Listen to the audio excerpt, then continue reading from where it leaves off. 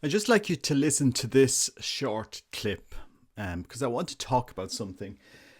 I was in Knock this weekend, yesterday and today, and I just happened to see uh, this headline in the Synodal Times. This is it's kind of a paper that's been published by the Irish Catholic and the Irish crisis of the faith and the way to solve it. Okay. But before I talk about this, just have a listen to this. Because Christ said to me, he will speak to me in his church. He will place people in my life. So I'm just putting together I'm collecting what is being put together. Have a listen to this because I want to talk about something. And behind the new Mass, there is a new conception of liturgy, a new conception of worship.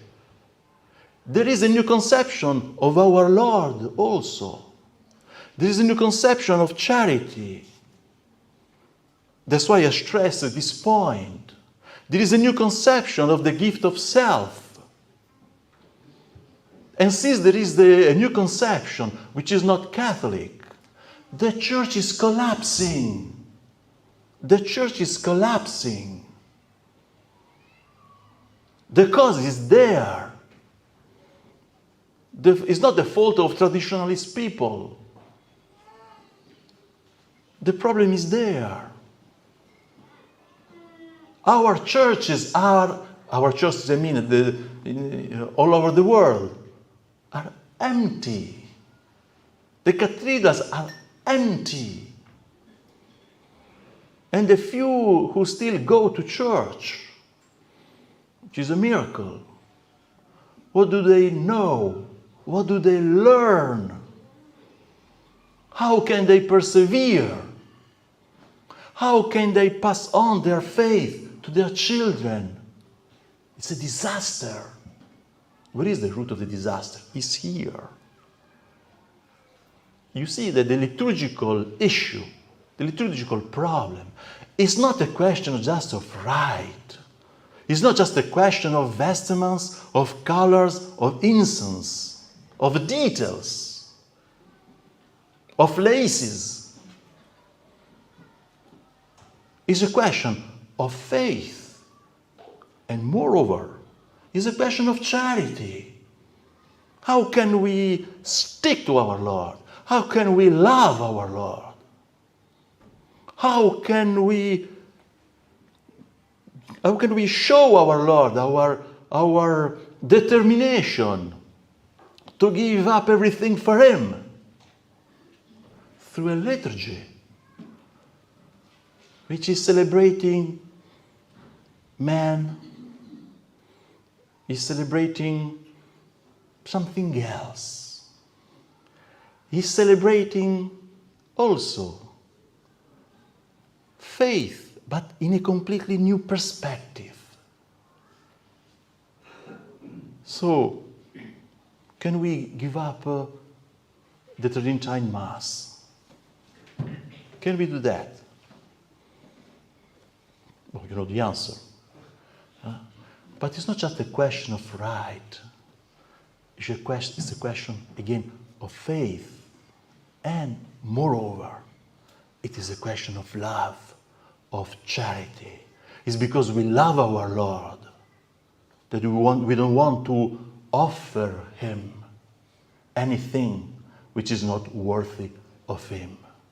So that was a short extract from a talk that Father Davide Pagliarani gave yesterday. He's the head of the Society of St. Pius X. The fraternity of priests that Archbishop Lefebvre, whether we like it or not, Archbishop Lefebvre is one of the most critical and key and important figures of the church of the last 100 years. And when history is written of all the archbishops, and bishops that took part in Second Vatican Council, when history is written, he will be at the top of the list. For whatever reasons, because he stood for the faith. Now, I'm not here to criticize the church. I'm no theologian. I'm just asking questions, guys. I'm searching for the truth. What happened? Because how did we arrive You know, I'm in Knock today. I'm going to the High Mass that he celebrated. And I go into the bookstore in Knock. Because this is the beauty of it. You know, Christ will drive the conversation. You know, and we find this. Synodal times. Synodal times. Whenever you hear the word synodal, just replace it. The pathway to hell. The synodal times. The Irish crisis of the faith and the ways to solve it. And they have a nice cartoon here with a woman priest and the girls dancing off. We'll see you again after confirmation, Father. Is it a woman? I don't know what they've done here. Holy Communion. The loss of identity among Catholics. What's going on in the German Synod? The German Synod, it's practically the Irish Synod, really. It's the highway to hell. And people will criticize me. I'm just going to put some other stuff in here because I just thought it was fascinating. You know, we need to reach the peripheries. I think we're the ones on the periphery. I mean, let's see what else. There was some good stuff in here. The loss of identity among Catholics. The loss of identity. I mean, look at this. Look at this headline. You'll like this one. Nothing done for young people for decades. Thoughts from a former youth leader. Okay, so where are we going with this? Where are we going? When I was at that Mass today, I couldn't help thinking of Shia LaBeouf. I mean, I think everybody going to traditional Latin Mass now has this car salesman analogy. But I'm there drawn into this liturgy. And if anyone hasn't been to a solemn high Mass, it's like your heart's being tugged slowly into the liturgy. It's like this drama of Calvary is evolving around you. It simply is. And you have to experience this to understand what I'm talking about. It's the whole cosmic drama of Calvary. It's that dramatic encounter with Christ. It's, okay, we're going to take time to pray. We're going to take time to pray. And there's a priest that's going to lead us in that prayer. And face Christ for us. And offer the sacrifice on the altar. He's not there to perform to us. He didn't even look at us, apart from saying the homily. Because his focus was on prayer. Another thing, amazingly, about the traditional movement, the average age of those who go to Mass is 26, 27. I could have looked around that church, you would have seen all the children and the young families.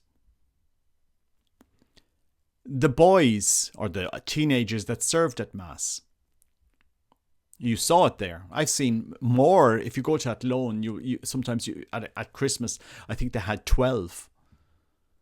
I mean, you're talking about engaging the youth in the faith. If you don't engage boys in the faith, you know, you won't engage. How can you engage them to develop that faith? I mean, if you look at what a boy or a teenager has to do at the traditional Latin Mass, it's spiritual exercise. It's a real exercise in the faith. You know, he move this, move that, move the missal from here, incensing. The whole rite engages them in the faith and will engage their heart, their intellect, their mind in the faith. You had a choir there. They were engaged in the faith. You had a whole chapel engaged in the faith. I mean, it's incredibly sad. The amount of people now that will come up to me around Ireland. Oh, I saw your video. Or at Mass the last 2 days. The amount of people around Knock that will come up to me, shake my hand. Oh, thank you for everything you're doing, Robert. Oh, I saw that video. Isn't it amazing? We didn't know anything about this, Robert. We didn't know anything about this. The amount of people that came to Mass yesterday and today. The Mass that I love. You know, I'm the type of person, I need that silence.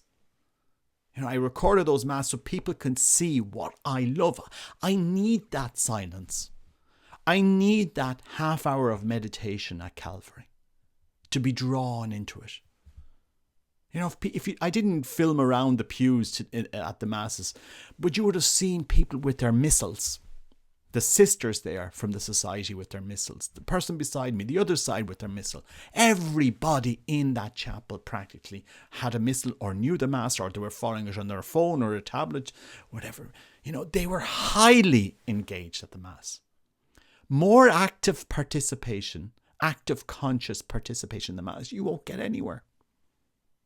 They know that mass inside out. That is their bread and butter. That is their life. Those children at the mass, because I know those children, have been highly catechized, understand the faith, know what virtue is, live virtue. I didn't think I have... Where did I have? I don't have... There's some magazines that they used to send out, but I don't have them here. But look, guys, we've missed a trick here in the last 50 years. Change. The Mass doesn't need to be performed anymore. Let the priest lead us into the mystery of Calvary. Let him walk us up to Calvary and encounter Christ. Let us enter that meditation of the Mass. That profound meditation of the Mass. That beauty of the Mass. I can tell you, we don't know what's going to happen in the Roman Rite in the next 100 years. But I can tell you one thing: the Latin Mass will never die. It will never die. You cannot eradicate that Mass from the souls of those who know the Rite. You can't do it. You simply cannot take that Mass away from people. Because once you've experienced it, you are simply transformed. And thank God Shia LaBeouf saw that. You know, Bishop Barron couldn't have done a better promotion for the Latin Mass. I don't go there to divide the church. I don't go there because I hate the Novus Ordo. I don't go there because I'm any better than any other Catholic in Ireland. I don't go for that reasons. I am no better. I would be far worse. I just need the time to meditate and to enter into the mystery of the Eucharist. And the whole Mass is a whole meditation on Calvary, on Christ, on his love, on the Eucharist. It's all drawn. It's what Second Vatican Council completely missed is the active participation of your heart in the Mass. Your heart is completely drawn to that mystery in that Mass. It is simply impossible to find that mystery, that profound mystical experience in the Novus Ordo. It gets eclipsed. You get distracted. There's something missing in the Novus Ordo. We can see that. Everybody can see that. No wonder you have a whole generation of teenagers and generation of Catholics in their 20s. I could see it in Ireland. That once they experience the traditional Latin Mass, they're captivated. They said, what did we do? Even a lady today, she was one of the Knock Shrine helpers, you know, with the blue top, and she stopped me going out the door in the Adoration Chapel in Knock. She said, why did we get rid of this? Why? That's so beautiful. Yes, it's so beautiful. It's so beautiful. It's beyond beautiful for me. It's what I hold sacred. It's what I hold sacred. You know, yesterday I did my video kind of challenging traditional Catholics that we need to be careful. We need to show Christ. We need to be careful trying to bring more people to what we hold sacred. But traditional Catholics, they get so much right, especially when it comes to education and teaching the faith. They teach it. They live it. They form families in the faith. They fight for it. They bought that chapel. They bought all those chapels around Ireland, in Cork, in Dublin, in Athlone, Newry, in Belfast. They have. They're starting in Donegal. There's the fight there for the faith. We're not sitting back letting it die. So there's it's kind of, you want to renew the faith. You want it. You want to renew the faith. this path that you're following is putting the faith in a coffin and burying it. It will do nothing to renew the faith. You know, if you form a child in the faith, maybe they'll struggle, but they will know what to come back to. You know, we're not giving the fundament. You know, Christ will work in his church. I know Christ will work in the Eucharist, and he'll transform souls. He's bigger than all of this, and he has everything in control. I was during Mass, and I was praying there, and I had this image, Christ saying to me, Robert, don't worry. You don't worry. I'm in control of my church. And it was kind of to say, okay, I know, you know, we can't solve the faith. Christ will do it. And he is working everywhere in his church. He's working in souls to go to the Novus Ordo, in traditional Latin Mass. He is there working. He's working. But we could do so much more if we actually taught the faith. Taught it. And we returned to a sacrifice of the Mass that engages the heart. Engages the whole heart and the mind and the will and everything. It simply does. It's that meditation of the faith. That's what the traditional Latin Mass is. And it will never die. It will never die.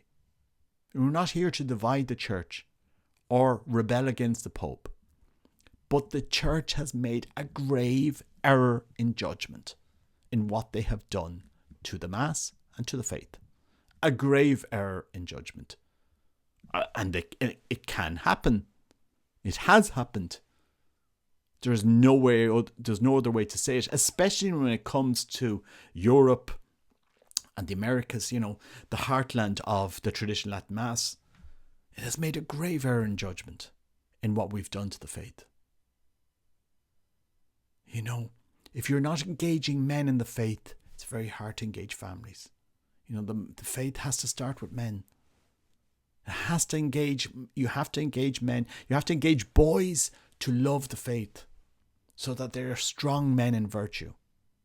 And we talk about virtue. I mean, our Catholic education in Ireland, let's be clear, what does the Catholic education do in Ireland? What do we do as Catholics in Ireland? We train kids to be nice. To be nice. To be kind. We are so nice and so kind that we've allowed 2 referendum to be passed. Because we're kind, we're nice. We wouldn't like a lady suffering. If she wants to kill her baby, we have to be kind and nice. We've taught them how to do that. That's how we form them. You know, this is the own goal for the faith. And then the faith has become irrelevant. Completely irrelevant. It's only the grace of God that is pulling souls back to question what's going on with the faith in Ireland. You know, thank God for Archbishop Lefebvre. That's all I say. Thank God he was a man before his time and he saw what would come when you destroy how you teach and live the faith. You know, that man was formed to be a man of faith. His father died in a concentration camp. His mother was a saint. His brother a priest, and I don't know how many sisters he had as nuns. He was a deeply Catholic man who knew the faith, who loved the Mass. He was a man of principle, no matter what anybody says. Did he make errors? I'm sure he did. Errors in judgment? I'm sure he did. Pope John Paul II definitely did. Definitely did, especially when it came to Father Martial, who he knew about the allegations in the 1990s. He made errors in judgment. But that's when we need to come together as a church and understand what we're doing wrong is not teaching the faith. Certainly not in Ireland. It's not being taught in schools. It's not being taught in families. There's no direction. There is practically no leadership in this area. It's only by the grace of God we see so many Catholics pulling themselves together. You know, because I see this.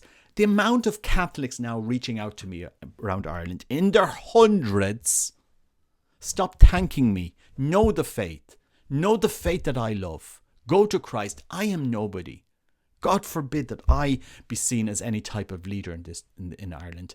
Christ is who we need to return to. The Eucharist, the Mass, traditional Latin Mass, because that will form your families, that will form your soul in a way that is totally contrary to what the world is trying to push on us. We do not need a performance at Mass anymore. I do not need a priest to perform to me. He doesn't need to invent something to make us interested and to captivate our imagination. Oh, Father, that's a great thing you did this Sunday. We didn't have that last Sunday. We don't need that. Just give us Christ. Just give us Christ. That's all we need. Lead us to him and let him transform us. We don't need you in the middle, Father Popular. We don't need Father Popular in the middle of our relationship with Christ. We need you to lead us to him. That's what Father Davide did today in the Mass. He led us to Christ. He didn't put us himself there as the head of the celebration. He was leading us to Christ. He was ordained to lead us to Christ, and that's what he did. There was no innovation. He didn't have to invent a new rite, change the rite, or put himself out there as anything. He led us to Christ and he gave us a homily. That's all he did. There's a lot to be said about that. There's a lot to be said. So pray for the church. Pray for the church in this moment of time. You know, Christ is working everywhere. He's working in places we don't expect. You know, we all have to teach and know and learn and talk to each other and understand. But I struggle with what we have done with the Mass. And no matter how much I've meditated on this, I don't see any, I don't know. We've made a grave error in judgment. That's my opinion anyway. God bless. Take care. Bye-bye.